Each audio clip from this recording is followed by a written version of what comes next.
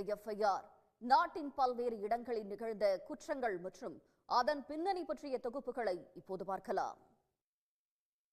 துபாயில் இருந்து தங்கம் கடத்திய வழக்கில் கைதான தமிழ் பட நடிகை ரன்யா ராவ் வீட்டில் டிஆர்ஐ அதிகாரிகள் மேற்கொண்ட சோதனையில் 5 கோடி ரூபாய் நகை பணம் சிக்கியுள்ளது.